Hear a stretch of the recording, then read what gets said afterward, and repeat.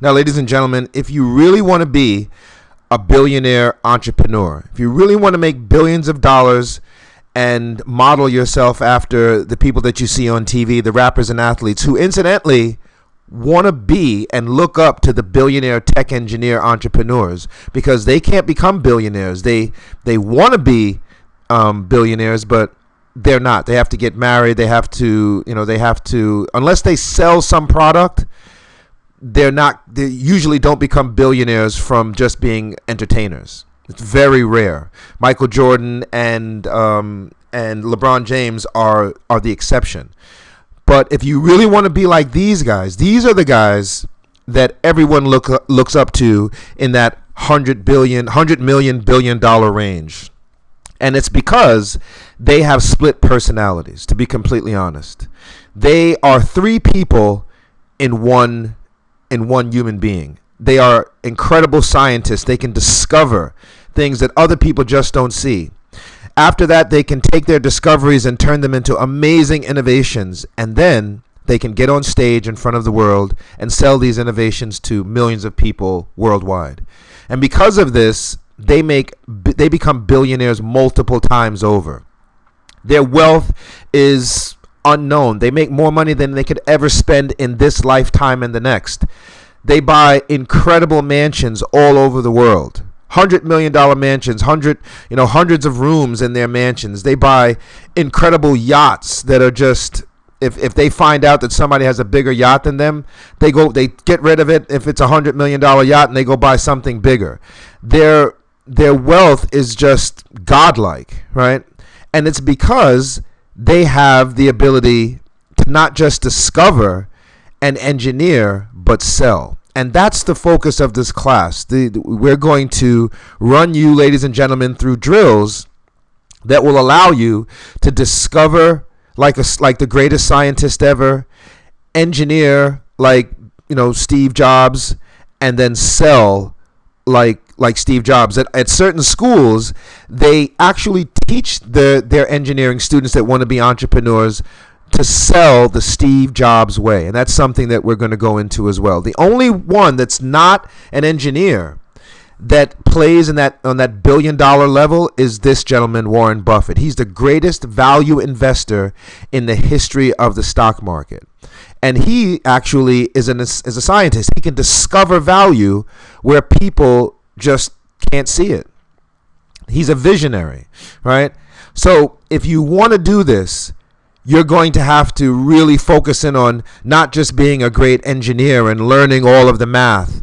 You're going to have to focus in on becoming an innovator and being able to create new products that people before you said it didn't even know they needed.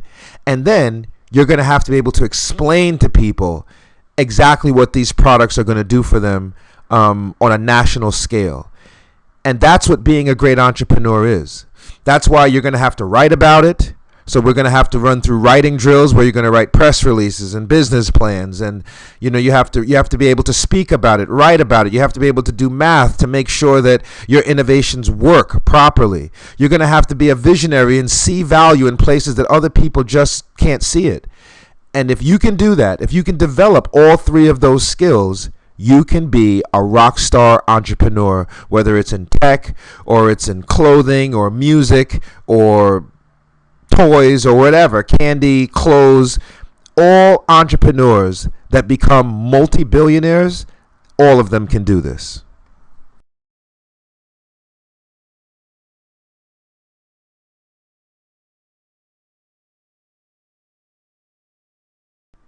Materials and preparation for this class: computer with internet, notebook and pen, storage device to save your work, classroom smartboard, and preparation is to listen to Act 3 in the text. Now here are some vocabulary words, ladies and gentlemen, and these words are very important because they'll give you a lens into the world of money and stocks and investment and entrepreneurship at the highest possible levels. Plus, when you're out developing relationships and talking to wealthy investors in Silicon Valley, they're going to be listening to you speak, and they're going to judge you and your company and your product based on the way you speak. So your vocabulary is actually a weapon. Here are some vocabulary words that I'd like you, ladies and gentlemen, to go out on Investopia.com and look up each and every one of these vocabulary words. Trust me, they're very important.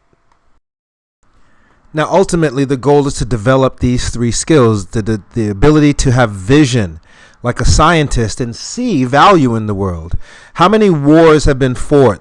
How many wars have been fought throughout history? Pearl Harbor, when the Japanese bombed Pearl Harbor, that was for an oil embargo. The United States of America is energy dependent. Elon Musk sees this and he's like, you know what? No more gas. I'm gonna engineer an electrical car. Same thing is true of Starbucks. Mr. Schultz sees this and he says, people are falling asleep at work, so let's give them coffee in a fast food restaurant. And then after these great entrepreneurs and innovators engineer the product, then they have to get on stage in front of thousands of cameras all over the world in a media tour and sell it to the world, right? And that's going to take marketing reps to write press releases and speaking skills and memos. And you're going to have to use every ounce of your education. You're going to have to be able to mathematically describe it. You're going to have to be able to write about it in television commercials. And you're going to need a team. You're going to need a serious team to do this. It sounds easy, discover, engineer, and sell as 3 steps. But in actuality, there's a lot of work that goes into doing this. And this class, as an incubator, is designed to run you through drills to make sure you do this successfully. Now, on this road to the $1 billion valuation, these are some of the things that you will absolutely encounter. You will obviously start with your disruptive innovation. We're giving an example of this the Tesla electrical cars, all right, disrupting the energy market, all right. Just now, nobody needs gas anymore, and we can all drive our cars without having to fear of going to world wars and invading Iraq for oil. Now we can use electricity for our cars. So that's a disruptive innovation. We're going to go into the characteristics of that. And you're going to start your company based on that disruptive innovation, because you want to turn that disruptor into a unicorn. Unicorn companies are full of disruptors, right? And the startup incubator is just a company that's going to take care of you and lead you to the land of the initial public offering, where it's almost like a diving board, where you're going to dive into the market, where you're going to be able to sell little pieces of your unicorn company in the form of shares to the world, to raise money for your marketing, your advertising, for your research and development, and this is done by selling shares of stock. And the marketplace that you're going to dive into, that ocean of buyers that are going to buy shares of your stock, that takes place on an exchange that's called the NASDAQ. That's where all the tech companies usually end up, on the NASDAQ. And again, these are absolutely, if you want to reach the land of the NASDAQ, where you become a billionaire in one day, these are some of the giant steps you'll have to take to get there. Now, for athletes like basketball players, reaching the NBA Finals and winning it all is the culmination of success for them. It's the most exhilarating feeling that in all of sports. And it takes a team. It takes a team with people playing their different roles and working together and being incredibly dedicated. And when they reach, they get bonuses. The basketball players, they get bonuses for reaching the NBA Finals and winning. But they get all of the glory, obviously. And again, it is a team effort. For entrepreneurs, reaching the IPO stage and ringing the bell at the NASDAQ stock exchange, and when their companies go public, is similar, but a lot more financially intense. We're talking about everybody on that stage is a shareholder. They have shares in the company, and the CEO becomes a multiple billionaire.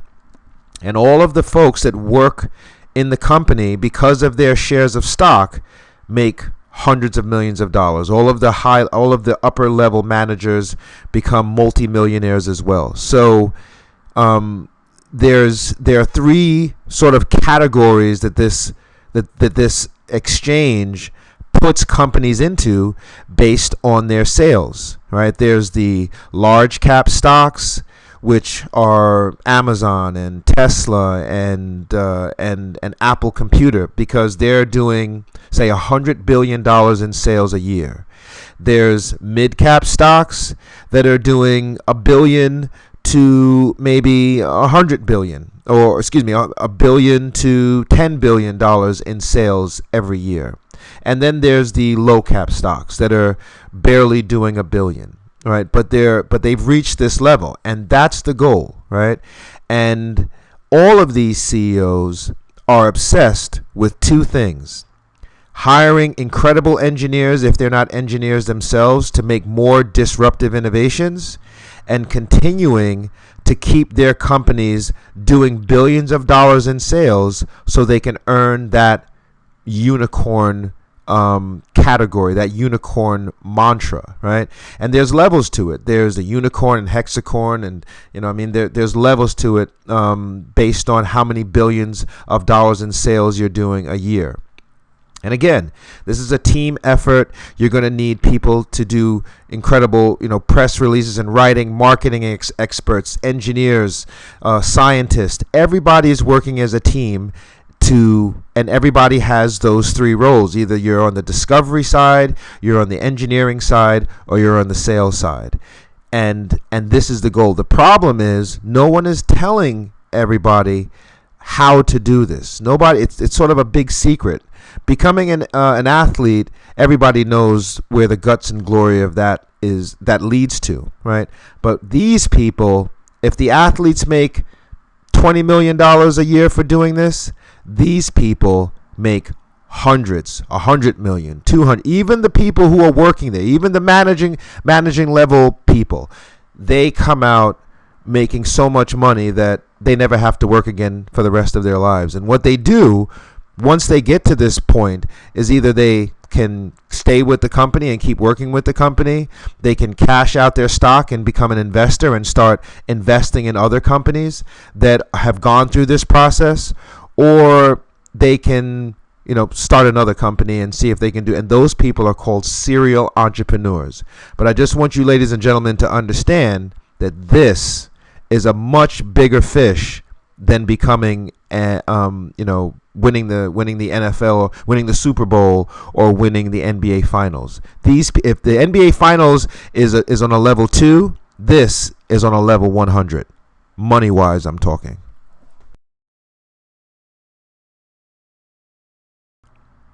Now, here's a quick look at how this all kind of plays out. Usually, 99% of the time, disruptive innovations are created by engineers, but not always. Anybody can create a disruptive innovation, but because of the way engineers are taught and the tools and instruments that engineers are given, specifically logic, engineers usually come up with these disruptors. All right, scientists and engineers. Remember, we said these people have three personalities. They're scientists, they're engineers, and they're salespeople. So some incredible visionary sees that the world needs a product, and they use their engineering skills to create it, right? Based on the value, which we're going to go into in detail later, they turn this disruptive innovation into a unicorn, and people buy it to the tune of $1 billion in a year, right?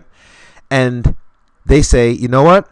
Let's start raising money to make more disruptive innovation and to keep the company selling more. Let's start raising money for more marketing, more research and development, and let's cut the company up into little pieces and sell shares of it. All right, it's like your friend comes up with an amazing idea in the garage next door to you, and you know that this company is going to continue to sell and sell and sell. So you say, "Hey, I'll give you some money. Just cut me in on the profit." Right? And that's what a share is. That's how the stock exchange was conceived, right? And if everybody in the neighborhood says, "Yeah, I'll give you $10. I'll give you $50. Just make sure that when you make $1 billion, you don't forget about me. That's the theory about buying shares of a company. Well, this happens, and some people that sell shares, called stockbrokers, they get on the phone and they start telling all the other people throughout the world that want to buy into companies, hey, this amazing scientist and engineer and incredible salesperson just came up with an iPhone, and we think his company is named Apple. His name is Steve Jobs. His company is just going to explode. It has upside growth potential. The stock is going to probably come out on the NASDAQ, and it's going to be selling for $1. And by the time the year ends, his stock is going to go up in value so much that it won't be worth $1 per share. It'll be worth $80 per share, $90 per share, $100 per share, $200. So if you buy it now when it's $1, in a year when it goes up to $200, depending on how many shares you buy, you can become a multi-millionaire as well. This company is hot. It's going up in value, right? People go crazy. All of a sudden, everybody's buying, everybody's calling in. I want 100 shares. I want 1,000,000 shares. I want 5,000 shares, right? The company is selling through the roof, and the more these stockbrokers can get people to buy, the higher the price of the stock goes. And the CEO and all of the people, this entrepreneur who's a scientist, an engineer, and a salesperson, he gets on stage and starts explaining how he or she discovered the idea. Where did the idea come from? And people not only start to buy into the product, but they buy into the person. All right? The person is what they're really buying.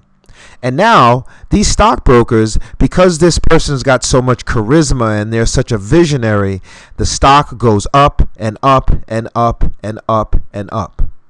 But if something bad happens, if this person goes on TV and says something crazy, the stock price can also go down. This is called speculation. They're speculating on the value of the stock continuing to go up. And this turns entrepreneurs into billionaires into one day. The question is, can you do this? Are you ready for this? And do you have the guts and glory to stick it out and make this happen? Can you discover, can you engineer, and can you sell at this level? If you can, the world is yours. Now, if you're thinking to yourself, hey, this is a lot. This is a lot, and you're a little nervous, don't worry. There is a company. There are companies called incubators that are going to help you through this entire process, like a coach. Right? The incubator does exactly what the name suggests. It takes your idea when it's just a baby and keeps it inside its womb, if you will, and raises it and literally holds your hand and walks you to the IPO stage. Walks you right up to the door of the NASDAQ and say, here you go. The world is yours. All you got to do is open the door and go inside. All right, and the companies that do this are called incubators. This school, your school right now, and this program that you're in is an incubator, and we are going to walk you through the entire process. For engineers, the style and the fashion for engineering right now is for schools to turn themselves into incubators so that when kids like yourself go to college, you're literally doing everything that we've just discussed. You're discovering like a scientist, you're engineering, you're doing your research and development, you're using everything that they're teaching you in college, all the marketing, and teaching you now in this class, all the marketing, all the engineering, all the formulas, all the reading and writing and math, and all of the drills that you're being put through that are really designed to help you do this. Kids like you nowadays that are engineers and aspire to be entrepreneurs, they're using their entire college careers to assemble their team and to test their products, to discover their new innovations, so that when they graduate from college, they don't graduate into a job, they graduate right into the IPO stage. That's where you want to be. And that's the goal of this class. If you think you can hack it, and if you really want to be the entrepreneurs that you see on television, this is now what's happening all throughout the country. And hopefully you're excited about it. Now, the incubator usually introduces you to a very important person called an angel investor. These people will give you the money that you need to do all of the marketing and advertising. They're called angel investors, and they hang out in a place in California called Silicon Valley. And all of the tech companies go out there to meet these angel investors, and sometimes they work in something called venture capital firms. And the reason it's called Silicon Valley is this element that you learn about when you're in a chemistry or biology class is responsible for all of the technology that you play with, all of the Twitter, all of the Instagram, all your cell phones. The inside of it, the circuits, are made of silicone. And electrical engineers and chemical engineers usually work together to make sure that this stuff works properly. And without it, technology wouldn't be doing what it's doing, right? Technology is taking over the world. Robotics and artificial intelligence and the internet, all of it works off of this silicone and transistors, which we'll talk about later. Electrical engineers like myself make these things. And these guys, these venture capital guys, they hold your hand and they walk you through the process of becoming a publicly traded company on the NASDAQ. They shepherd you and protect you as your company goes public. And all they do is sit on their computer screens and watch valuations of companies go either up or down. That's why understanding what value is critically important, because you're going to have to be able to argue why your company is at $1 billion valuation. When you go get a job, people are going to argue with you and tell you you're not valuable enough for them to pay you $100,000 or $200,000 a year if you go get a job before you start your company. All right. So understanding valuation, even for engineers, is incredibly important. It helps you discover value, it helps you create value, and it helps you sell value, not only in your product, but in yourself. All right, because these venture capital people are going to dive into you, and they're going to interview you. They're going to ask you all sorts of questions. They're going to want to know everything about you, because they're not just selling your product to the NASDAQ. They're selling you. You and your product and your team are going to get all bundled and lumped into a company, and that's what they're buying into. So when people evaluate your company, they look at the management team. They look at you, they look at your history, they look at your behavior, they look on your social media, and they want to know everything about you. And if anything about you is not squeaky clean, that's going to cause the value of your company to plummet. And once it starts going down, it's very hard to stop that process and get it to go back up. All right? So these are some of the things that you need to consider before you become an entrepreneur. This entire process, from the engineers to the scientists to the marketing people, all translate for these successful billionaires, for them to be able to buy the yachts and the mansions and everything that you think the rappers can afford and the athletes can afford, but not like these people. So take some time, think about this, because that's what this class is about. And hopefully you, ladies and gentlemen, are up for the challenge. Good luck. So basically, what we're trying to turn you, ladies and gentlemen, into, what we're going to turn you, ladies and gentlemen, into are financial or money engineers.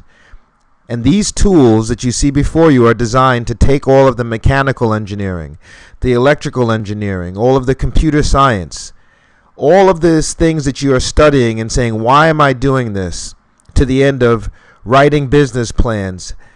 All of this is designed to teach you, ladies and gentlemen, how to discover, how to innovate, and how to sell, to turn yourself and your company into disruptive innovations and unicorns. This class is basically designed to teach you how to engineer a money machine, and it is absolutely an incubator. So the good news is that everything that you're in your class is thinking, why am I doing this? We're going to relate it all back to how does this make you money?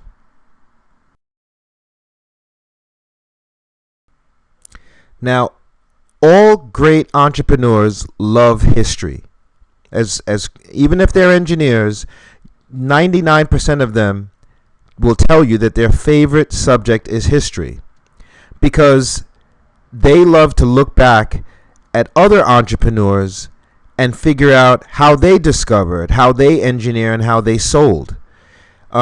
Just like athletes, like LeBron James will tell you he grew up idolizing Michael Jordan. They grow up idolizing great entrepreneurs as well. So, as an exercise, you ladies and gentlemen should pick an industry that you feel you want to disrupt. An industry that you want to create some new innovation that's going to change the face of the fashion industry or the music industry, the way Sean Fanning, who invented Napster and now created a downloading feature where people were no longer buying CDs, they were downloading their music onto an iPad or an iPod, and he disrupted the entire music industry, put Tower Records out of business. What industry are you going to disrupt? Who are you going to imitate? Whether you're going to do that by disrupting the automotive industry and like Elon Musk is doing. What industry do you have intentions to disrupt? Figure that out. What do you love to do? What are you passionate about? Which is all in the book. If you've listened to the audiobook, you'll hear stories about passion, talent, and genius. Where's your passion? And then figure out, what entrepreneurs do you admire? Who do you want to imitate in that industry? And do a little research and find at least one entrepreneur and figure out what was their big discovery. How did they come up with their innovation? What was their innovative idea? And then how did they sell it all over the world? That is your first assignment. Good luck. Have fun.